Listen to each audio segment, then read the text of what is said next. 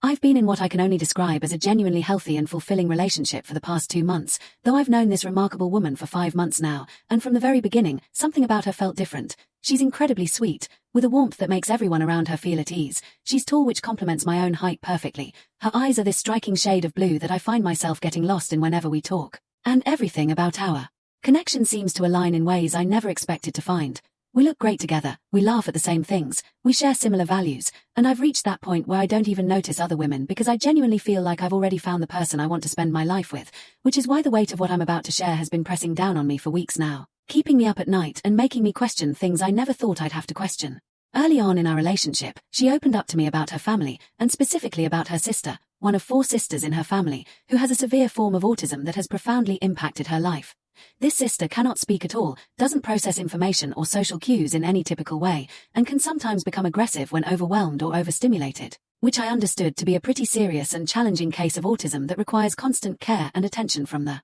family. When she first told me this, my immediate reaction was one of deep sympathy and compassion. I felt genuinely sorry for her sister and for what her family must have gone through over the years, but I'm ashamed to admit, let my mind wander to the implications this might have for any future children we might have together, and I found myself doing that thing where you try to rationalize your fears with numbers and statistics. So I started researching and discovered that having a close family member with autism does raise the chances somewhat, bringing the risk from the general population's baseline of about 1.5 to 3% up to somewhere in the range of 4 to 6%, which I initially told myself was a tiny increase, barely worth worrying about when you consider all the other unpredictable factors that go into creating a human life. I convinced myself that I was being ridiculous, that I couldn't possibly let go of such an amazing woman because of some minuscule mathematical probability, that this was just life and life comes with risks and uncertainties no matter how carefully you plan, and so I pushed those thoughts aside and focused on the wonderful connection we were building, on her laugh and her kindness and the way she made me feel completely seen and understood in a way I'd never experienced before. But then, as we continued to get closer and share more of our histories with each other, she revealed something else that caught me off guard.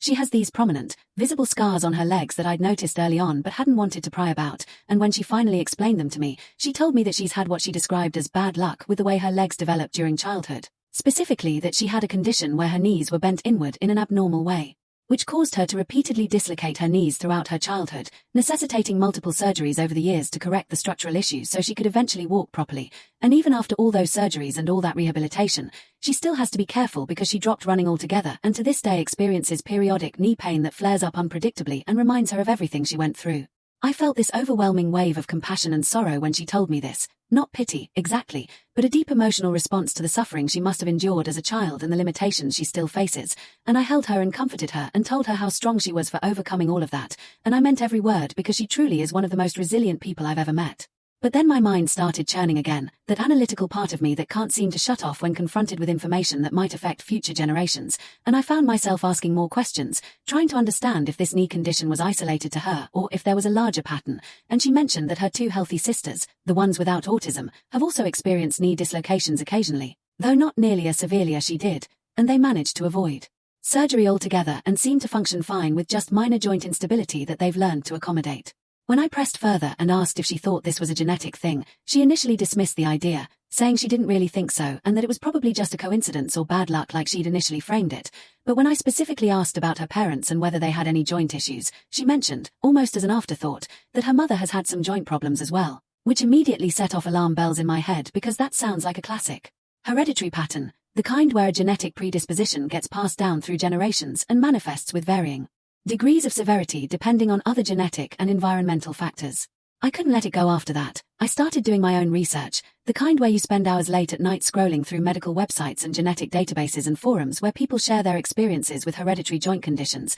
and what I found scared me more than I anticipated. Depending on the specific condition, there's often about a 50% chance that a child will inherit the genetic predisposition when one parent has it, which means there's a real, substantial probability that any children we have together could inherit whatever is going on with her knees and joints. And this isn't just about aesthetics or superficial concerns about scars, it's about the quality of life, about whether they'd have to go through the same painful surgery she endured, about whether they'd be limited in their physical activities, about whether they'd have to give up sports or running or any number of things that I took for granted growing up with what I considered to be good athletic genetics that allowed me to play sports, stay active, and pursue physical challenges without thinking twice about whether my body would betray me. I come from a family where athleticism and physical capability were valued and encouraged, where I was able to run and jump and compete without worrying about chronic pain or joint instability, and I'm not going to pretend that I don't want the same freedom for my kids. I want them to have the option to pursue whatever sports or physical activities they're interested in, to have that sense of physical confidence and capability that I was lucky enough to inherit, and the thought of them being born with a predisposition that might restrict them feels like a loss that I'm not sure how to process. She also shared with me, in another moment of vulnerability, that her mother had experienced 3 miscarriages before successfully carrying 4 healthy pregnancies to term, which adds another layer of concern because while that doesn't necessarily indicate a specific genetic issue, it does suggest that the reproductive path might not be completely straightforward. And I find myself wondering if there are other underlying health factors that I don't know about yet, things she might not even think to mention because she's so used to her family's medical history that it doesn't seem remarkable to her anymore. The weight of all this information has been crushing me for weeks now, and I feel like I'm in this terrible position where I can't stop thinking about it, but I also can't bring myself to bring it up with her because I don't want to hurt her feelings or make her feel like I'm judging her or rejecting her because of things she had absolutely no control over, things that happened to her through no fault of her own, things that she's already had to struggle with her entire life and has probably been made to feel bad about in the past. I love this woman, and I know we've only been together for 2 months officially, but I genuinely feel like she's the one, like everything about our connection is right,